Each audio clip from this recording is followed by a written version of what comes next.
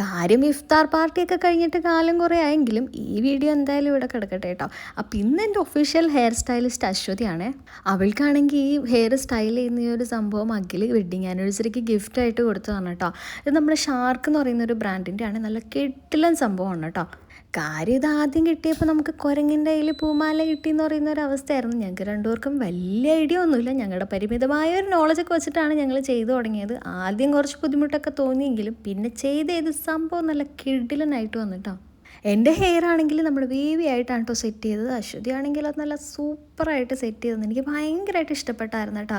മുടിയൊക്കെ നല്ല കിടിലനായിട്ട് നല്ല സിൽക്കി ആയിട്ടൊക്കെ കിടപ്പുണ്ടായി. പിന്നെ നമ്മൾ ഹെയർ സ്പ്രേ ഒക്കെ അടിക്കുകയാണെങ്കിൽ അത്യാവശ്യം കുറച്ച് നേരം ഒന്നുമല്ല, ഞാൻ അത് വൈകുന്നേരം പോയി തിരിച്ചു വന്നവരെയും എന്നിട്ടും നല്ല രീതിയിൽ തന്നെ ലാസ്റ്റ് ചെയ്തായിരുന്നു കേട്ടോ സെറ്റ് ചെയ്ത്. എനിക്ക് ഭയങ്കരമായിട്ട് ഇഷ്ടപ്പെട്ടായിരുന്നു കേട്ടോ. അങ്ങനെ അതേ എൻ്റെ ഹെയറും കാര്യങ്ങളൊക്കെ സെറ്റ് ചെയ്ത് എല്ലാം റെഡിയാക്കിയതിന് ശേഷം അശ്വതി റെഡിയാവാൻ പോയിട്ടാണ്. അവൾക്കാണെങ്കിൽ ഒരു ട്രോഫി ഉണ്ടല്ലോ, അപ്പോൾ അവനെയും കൂടെ നോക്കണം. അപ്പോൾ അതിൻ്റെ ഇടയിൽ ആ ഗ്യാപ്പിലാണ് അവൾ ഈ പറയുന്ന എല്ലാ സംഭവവും എനിക്ക് സെറ്റ് ചെയ്ത് തന്നത്, അവളുടെ മേക്കപ്പ് ഒക്കെ ചെയ്യുന്നത് കേട്ടോ.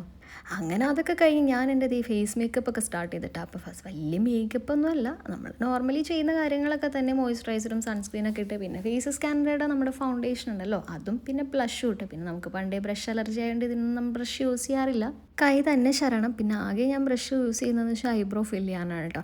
അങ്ങനെ ഐബ്രോ ഒക്കെ ഫിൽ ചെയ്ത് പിന്നെ അതേ ലിപ് ബാം ഇട്ട് മോയ്സ്ചറൈസ് ചെയ്ത് ലിപ്പൊക്കെ അതേ ലിപ്സ്റ്റിക്ക് ഇടുന്നുണ്ട്. മാമായത്തും പിന്നെ അതേപോലെ മാസിൻ്റെ 2 കളേഴ്സ് മിക്സ് ചെയ്തിട്ടാണ് കേട്ടോ ഞാൻ ലിപ്സ്റ്റിക്ക് അപ്ലൈ ചെയ്യുന്നത്.